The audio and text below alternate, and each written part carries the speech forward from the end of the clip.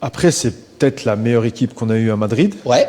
Sauf qu'on n'a pas gagné la Ligue des Champions malheureusement. Sortait Mais après, on avait deux équipes. Tout le monde pouvait jouer.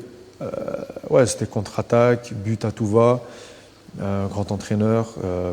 Ouais, c'était magnifique. C'était un grand kiff un peu d'être dedans, ce jeu à 100 à l'heure et tout, ça te plaisait? C'était même aux entraînements.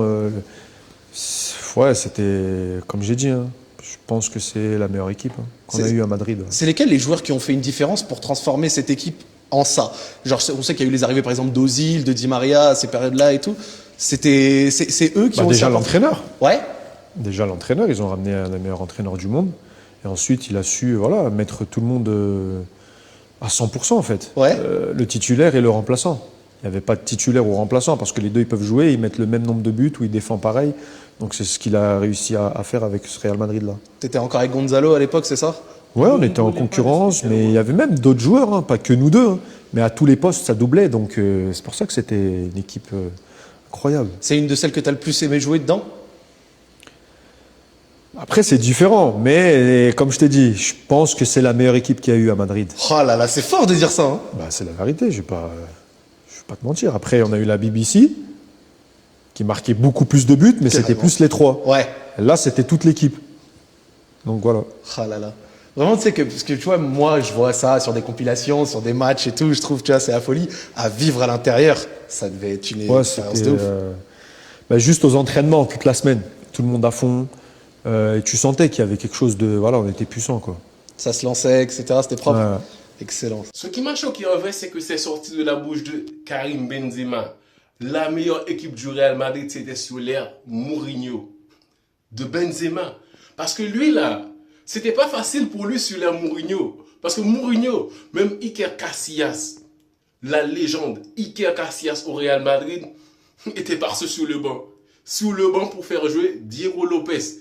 Diego Lopez, lui, c'était le gardien le moins stylé que j'ai vu de toute ma vie. Oui, Diego Lopez. Allez voir Diego Lopez. Ces looks-là, c'était vraiment quelque chose... Voilà. Revenons. Parce que Karim Benzema qui parle de la meilleure équipe du Real Madrid, c'était sur l'ère Mourinho. Il a tout à fait raison. Le Real Madrid avant l'ère Mourinho, c'était une équipe avec un grand nom, mais pas une grande équipe sur le terrain. Ça se faisait éliminer à maintes reprises en Ligue des Champions. Ça n'arrivait même pas en demi-finale.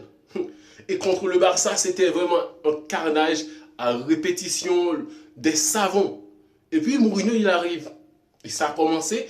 C'est lui la base de cette Champions. Il n'a pas remporté la Champions League avec le Real Madrid, mais c'est lui le pilier.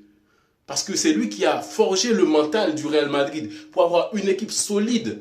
La mentalité des joueurs là, Benzema, il a changé sur Mourinho parce que Mourinho n'était pas dans la rigolade. Si tu ne faisais pas les efforts, tu vas sur le banc. C'est pour ça qu'il parle de la concurrence, pas qu'avec Higuaín, avec tout le monde. Parce que Mourinho, il n'était pas du genre à mâcher les mots avec les stars. Même Cristiano Ronaldo en a pris. Parce qu'il en a pris cher aussi. Parce que le grand Cristiano Ronaldo qu'on a tous vu sur le terrain, qui en a fait des choses au Real Madrid, grâce à Mourinho aussi. Il a forgé tous ces joueurs-là. La mentalité de cette équipe-là a changé grâce à Mourinho. Et on a tous vu l'ère Zidane. Oui, c'était beau et tout ça, mais le patron, le pilier, c'était Mourinho. Parce que l'arrivée de Modric, on sait tous, Mourinho. Sur l'ère de Special One au Real Madrid, il y avait de la concurrence sur toutes les lignes. Même, c'est là que le petit Varane, il a eu sa chance de jouer. Il y avait Pepe, Ramos. Et le petit Varane, il a eu sa chance aussi parce que Mourinho, il rigolait pas. Si tu n'avais pas l'étoffe pour jouer, pour défendre l'équipe, tu vas rester sur le banc jusqu'à ce que tu apprennes. Et là, on a un Real Madrid, une équipe vraiment des lâches, ok?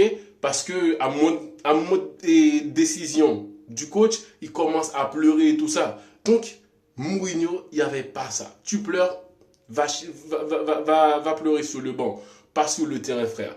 Et là, même le Barça aujourd'hui a plus de concurrence dans son équipe qu'au Real Madrid. Parce que si De Jong, il ne fait pas bien son travail sur le terrain, il y aura Casado, il y a Fermin, il y en a d'autres. Et même Lamine Yamal, il n'aura pas de concurrence, mais le petit Badji là, il peut jouer. Rashford, tu le vois tourner, et tu vois Rafinha. Rafinha, c'est le pilier aujourd'hui au FC Barcelone. C'est lui et selon moi, le patron de cette équipe-là. Mais quand même, Rafinha, il peut commencer des matchs sur le banc. Donc, au FC Barcelone, il y a de la concurrence. Ce qui n'est plus le cas au Real Madrid. Et pour ça, aujourd'hui, on a une équipe de pondeuses qui font ce qu'ils veulent. Mais il faut se rappeler de Mourinho parce que lui, c'était vraiment le grand remplacement pour avoir des guerriers sur le terrain que des starlets qu'on a aujourd'hui.